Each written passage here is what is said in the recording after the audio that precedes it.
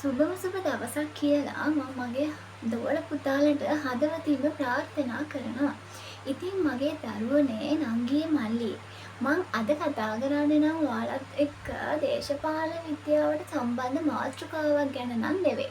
ඊට වඩා වෙනස් දෙයක් ගැන තමයි කතා කරන්න මං කල්පනා කරේ. ඇත්තටම මම මේ වගේ දෙයක් මාතෘකාවක් ගැන මං ආලට කතා කරන්න හිතුවේ මට හිතුණා මගේ A-level කරන දුවලා පුතාලට පුංචි පන්නරයක් දෙන්න ඕනි. එයාලට මේ කම්මැලි හිතෙන්නේ නැතුව පොඩ්ඩක් පොත්පත්වල වැඩ කරන්න උදව් කරන්න ඕනි කියලා හිතුණා. ඉතින් ඒ හිතලා තමයි මේ වීඩියෝ එක මම ගේන්නේ.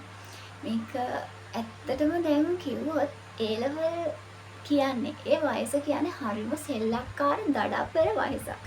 පොත්පත්වල නම් වැඩක් කරන්න හිතෙන්නේ නැහැ.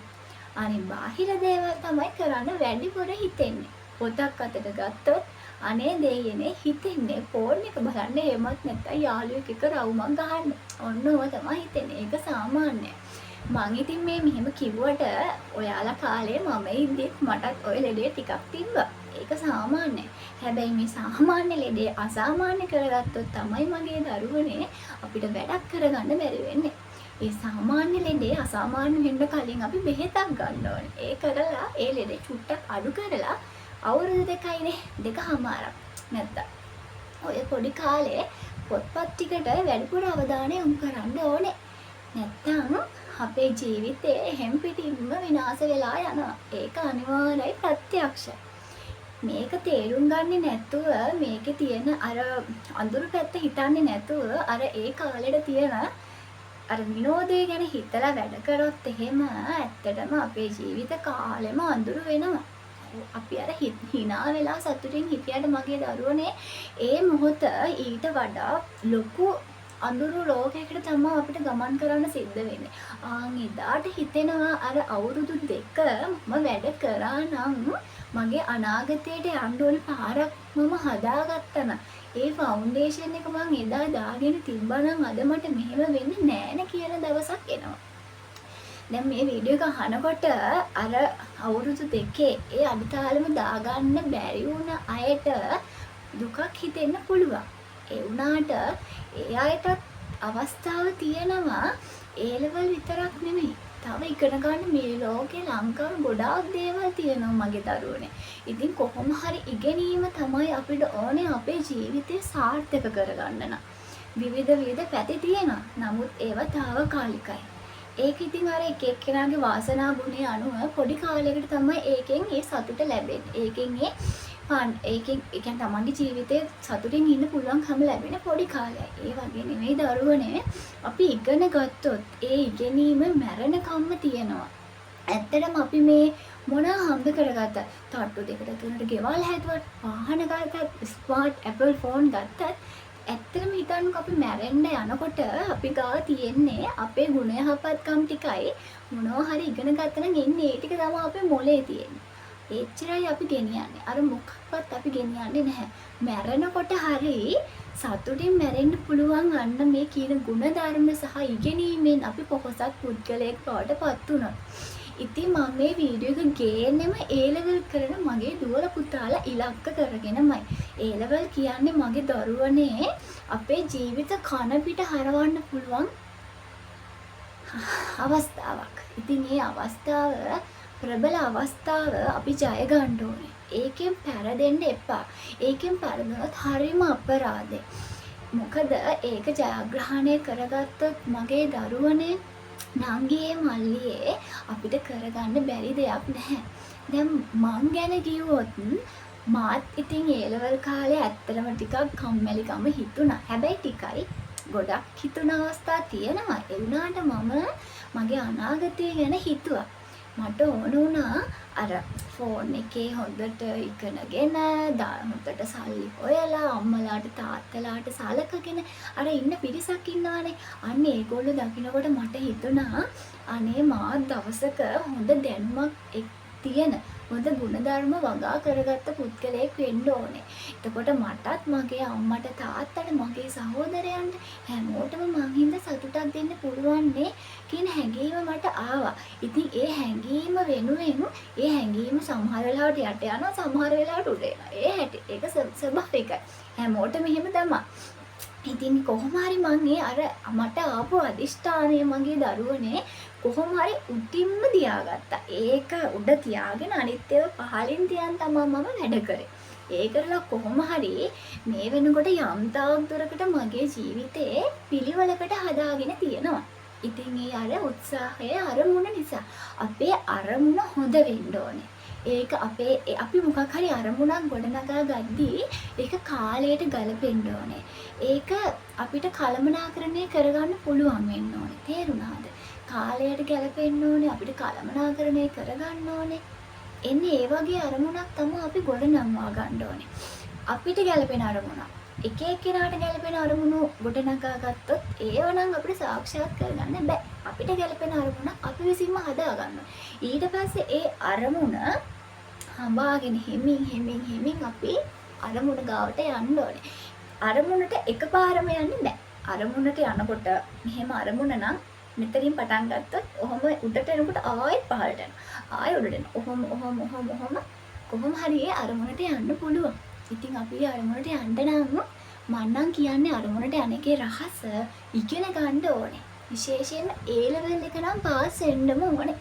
ඒක පාස් වුණොත් මගේ දරුවනේ අපිට මේ ලෝකේ යන්න පුළුවන් විවිධ පැති ගණනාවක් තියෙනවා. ඇත්තටම අපි කැම්පස් එකට යන්න ඕනේ. සමහර අය නම් කියනවා කැම්පස් ගිහිල්ලා වැඩක් නැහැ. ඔය අවුරුදු 4 ඉවර වෙලා කරන්න ජොබ් එකකුත් නැහැ. ජොබ් පස්සේ යන්න ඕනේ. විවිධ මෝඩ කතා කියනවා. අම්මෝ ඒවට නම් අහු වෙන්න එපා. අපි කැම්පස් යන්න ඕනේ. කැම්පස් ගිහිල්ලා අපි හොඳ ගුණධර්ම වගා කරගන්න ඕනේ. ඒවා එකතු කරගන්න ඕනේ. හොඳ අය ඇසුරු කරන්න ඕනේ. ඒ තැන්වල ඉන්න දැනුම තියෙන මහා ප්‍රපාත වගේ දැනුම තියෙන මිනිස්සු ඉන්නවා. ගුරුවරු ඉන්නවා. ආචාර්යවරු ඉන්නවා. ඒ අයගෙන් දැනුම ගන්න ඕනේ. ඒ අයව අපි ආදර්ශයට ගන්න ඕනේ. අන්න ඒ කරලා ඒ කැම්පස් ජීවිතේ මගේ දරුවනේ අපිට ගන්න පුළුවන් දේවල් ගොඩක් තියෙනවා.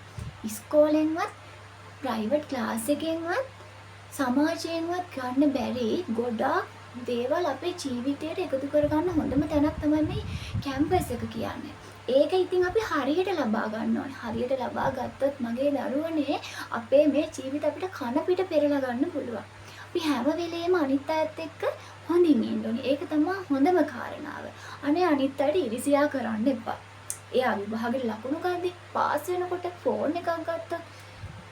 හොඳ ආදරවන්තයෙක් හම්බෙලා කියලා හිතනවා. කියන්නේ හැමදේම විවිධ පුද්ගලයන්ට ලැබෙන ආකාරය විවිධයිනේ. අනේ කොයි වෙලාවෙවත් දරුවනේ අනිත් අයට ඉරිසියා නම් කරන්න එපා. ඉරිසියා කරොත් අපිට හරියන්නේ නැහැ. හරියනවට වඩා වෙන්නේ වරදින එක. තව කෙනෙක්ට හරියද්දී අනේ හදවතින්ම සතුටු වෙන්න. ඒ අපි තව කෙනෙක්ට හරියද්දී හදවතින්ම සතුටු වෙනවා නේද? ඒ සතුටු වෙන තරමට ඩබල් ට්‍රිබල් වෙලා අපිට සතුටු වෙන්නත් අපිට දවසක් උදා වෙනවා. ඒක මම අත්දැකීමෙන්මයි කියන්නේ. හැම වෙලේම හොඳ කෙනෙක් වෙන්න. හොඳ වචන කතා කරන්න. හොඳ අය ඇසුරු කරන්න. ෆෝන් එකත් බලන්න. හොඳ දේවල් බලන්න. මේ වගේ වීඩියෝ සෑහෙන්න YouTube, Facebook හැම තැනම තියෙනවා. ඒවා බලන්න. හැබැයි හොඳ දේවල් බලන්න.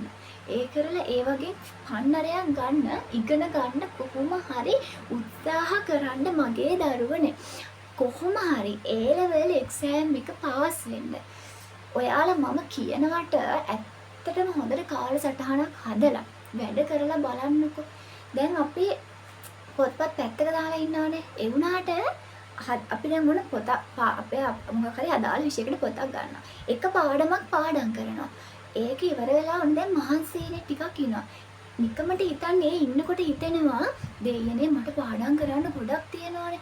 ඊගා පාඩම කොහොම හරි පාඩම් කරන්න ඕනේ. එහෙම හැඟීමක් එන. ඊට පස්සේ අපි එහෙම වැඩ කරනකොට අපේ මොළයට එන්නෙම වැඩ කරන්න කියලා. එතකොට දන්නේම නැතුව අවුරුදු 2 වැඩක් කරලා අවසානයේ සබ්ජෙක්ට් 3ට ඒ 3කුත් අරගෙන තියෙනවා. මේ මම ඔයාලට නිකමට පෙන්නන්න මේ තියෙනවනේ මේ ඒ කියලා. මේ මෙතනක් තියෙනවා. ඒ කියන්නේ මම A level කාලේ ඇත්තටම මම කියන්නේ හිතපු එකක් නෙමෙයි. මම A level කාලේ පාඩම් කරද්දී මේ බෝඩ් එක පාවිච්චි කරා. මම පාඩම් කරනවා මම මේකේ ලියලා පාඩම් කරනවා. එතකොට මට හොඳට මතක හිටිනවා. ඔන්න මම හිතලා මාරේ උගන්වනවා වගේ කාමරේ මේ බෝඩ් එක දාගෙන තනියෙන් මේ වැඩේ කරනවා. එතකොට නංගිය මාරේ "ඔය පුතේ මම මෙන්න මෙහෙම ඒ කියලා මේ මම මෙතන සුට්ටක් තියෙනවා. මේක නම් දැන් නෑ. එහෙම මම මේ හතර කොනේම A+ කියලා දාගෙන තමයි හිටියේ. A+3 කියලා තමයි ගහන් හිටියේ. එතකොට මට පාඩම් ගන්න හැම වෙලාවෙම මෙන්න මේ හතර කොනෙන් පේනවා. එතකොට මම මොකද කරන්නේ? මට එතන අනේ දෙයනේ මේ බෝඩ් එකේ ගහලා තිබ්බට බෑනේ. මම කොහොම හරි ඒකක් ගන්න ඕනේ කියලා අන්න එහෙම මට හැංගීමක් කියනවා. එතකොට මම මොකද කරන්නේ? තව වැඩ කරනවා. නිකන් අර මටම ඊට පස්සේ ලැජ්ජාවක් ආවා. නිකන් අර දැන් මං ඒ කියලා ගහගෙන දෙයිනේ මට ඒ තුනක් ගන්න බැරි වුණොත් අවුල්නේ. අන්න එහෙම එතකොටත් මාව මොටිවේෂන් එනවා. අන්න ඒ එන ගැම්මෙන් මේ මොරාල් එකෙනුත් මං වැඩ කරා. ආන් ඒ වගේ ට්‍රික්ස් හදාගන්න. කියන්නේ තමන්ටම උචිත විදියට හදාගන්න මගේ දරුවනේ. අපිට කරන්න බැරි දෙයක් නෑ. මේ බලන්න මේ හතර කොනේ තියන මම තාම මකලා නෑ. දැන් මේක නම් චුට්ටක් දැන් මැකිලා. මට මකන්න හිතෙන්නෙත් නෑ. මට හිතන මං ඒව හින්දාමද ඒව දැක්ක හින්දාමද කොහෙද මං වැඩ කරේ කියලා මගේ හිත කියනවා. ඉතින් තාමත් ඒ ටික මගේ දෙපැත්තේ තියෙනවා. ඉතින් ඒ වගේ මගේ දරුවනේ ඔයාලට ගැළපෙන විදි හොයාගන්න හදාගන්න හොඳට ඉගෙන ගන්න.